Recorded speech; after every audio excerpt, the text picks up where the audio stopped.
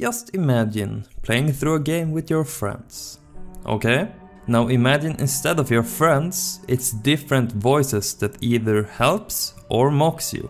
Actually, that sounds like my real friends. Oh well.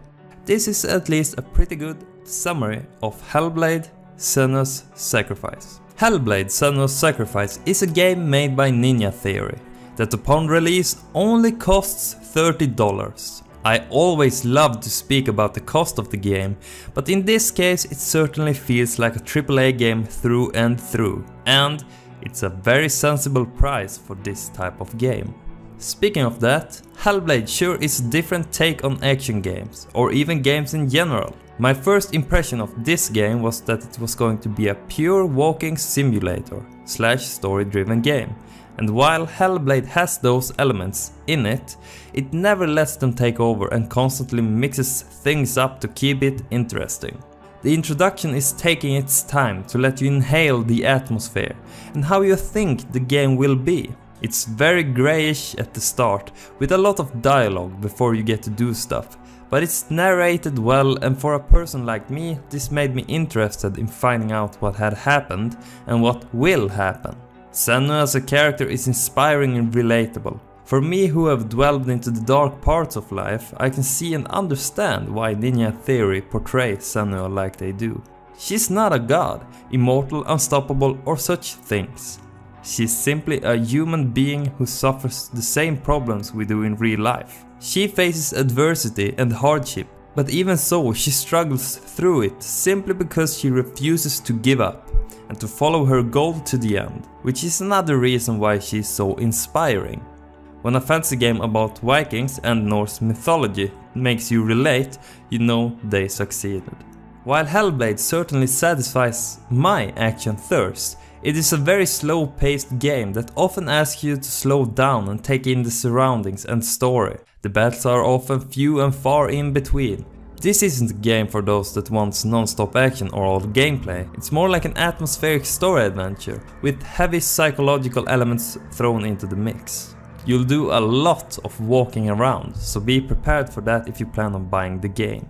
The interesting part is how the developers have used the tools of sound design and the themes of light and dark to simulate and show a psychological mental illness in Senua, which they do by using the game itself to show it.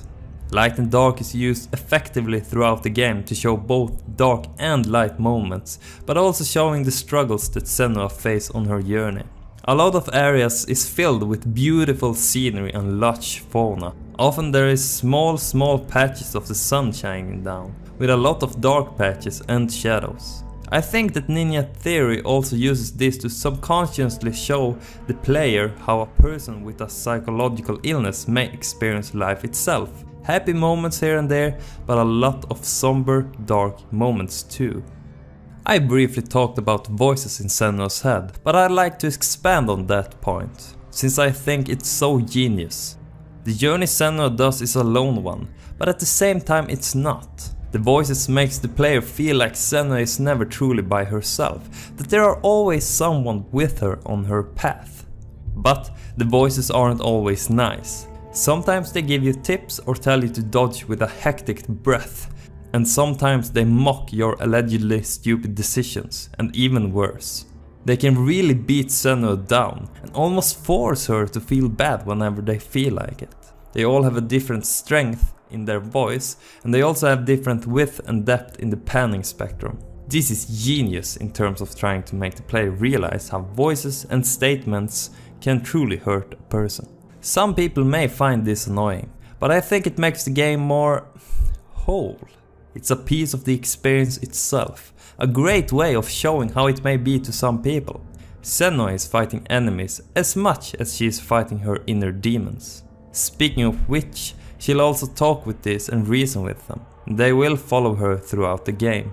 It's very interesting to see this exchange of words and how the demons use words to bring her down, much like people do in real life to each other. But with all these unique things out of the way, let's talk about the game in general. The first few things one notices is the voice acting, the graphics, and of course, the sound. The sound design is top notch. The strikes of the blade, the boots hitting against the ground, Senua interacting with different objects, everything sounds so natural, and more importantly, it feels natural too. Do you feel it too? It's like crossing into another world that looks the same, but...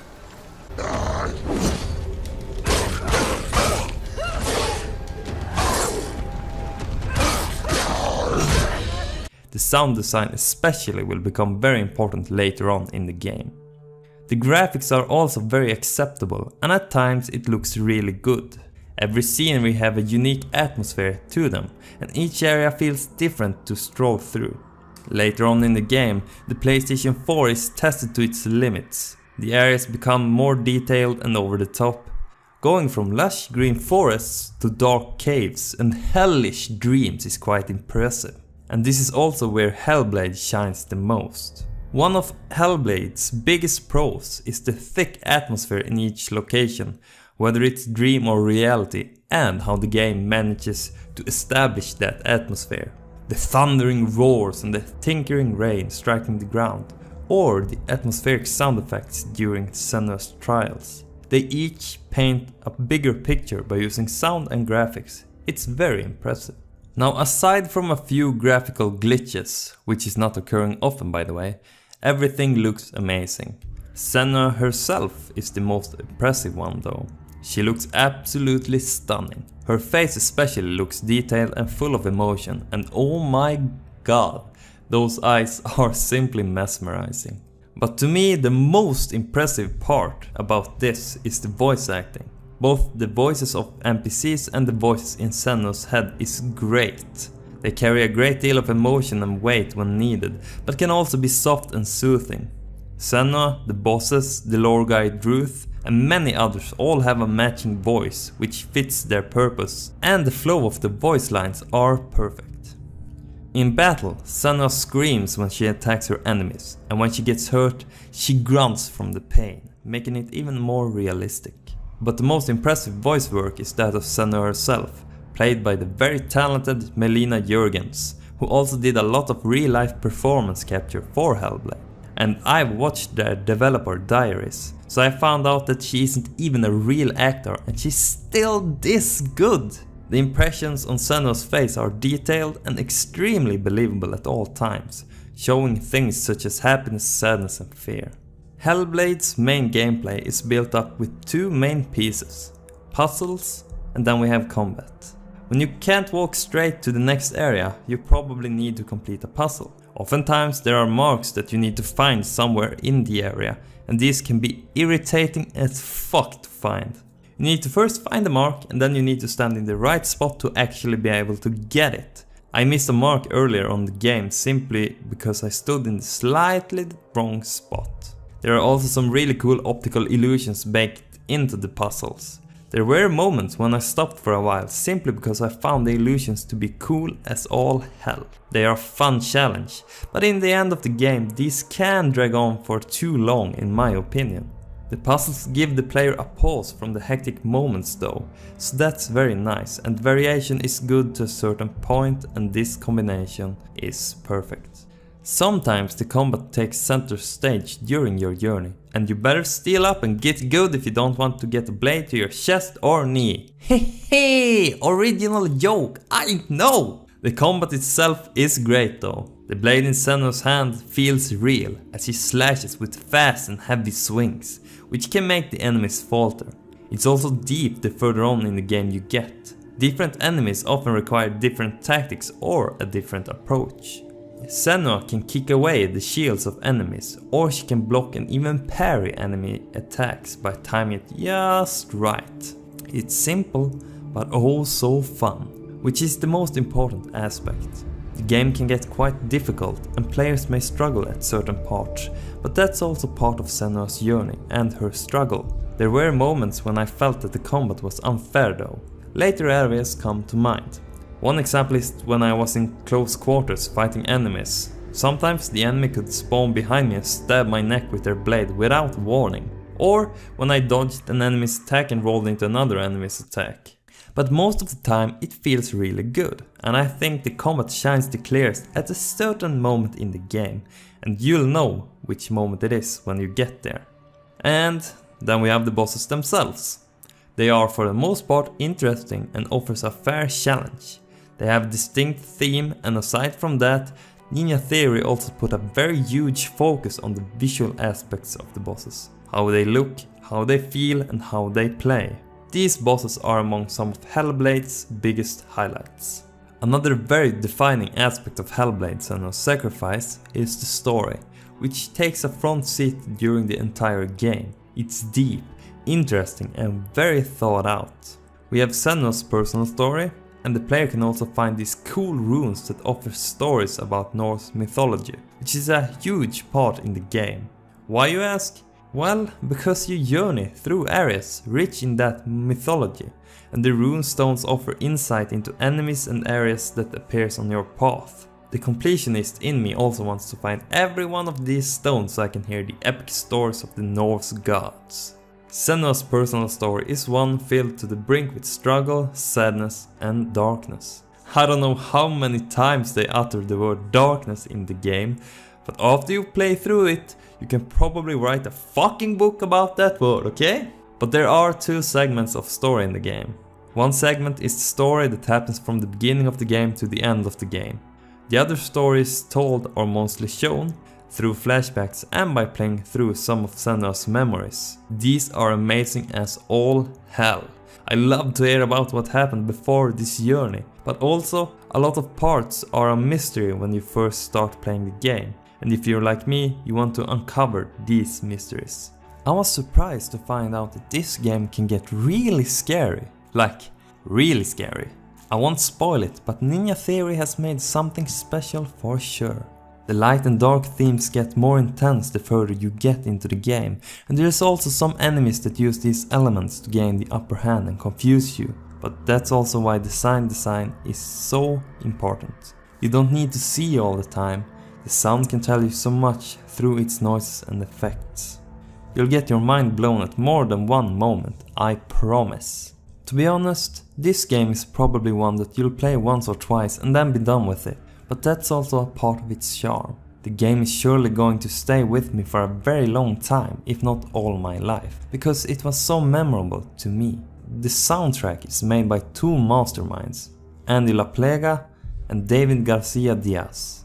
They've created something truly unique, chilling, atmospheric soundtracks that only adds to the experience, and majestic pieces that makes for something unforgettable. The track Grammar comes to mind, as that part of the game is an amazing combination of music and gameplay which left me in awe. Here's a short piece of that particular soundtrack.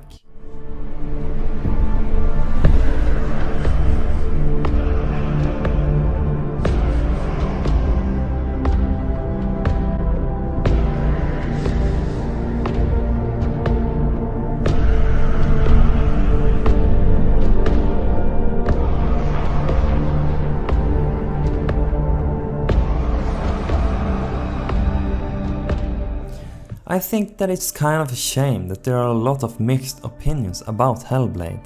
The game tackles so many things so extremely well, and while the puzzles and combat aren't the best ever made, they all add to the story and serve their purpose in the game.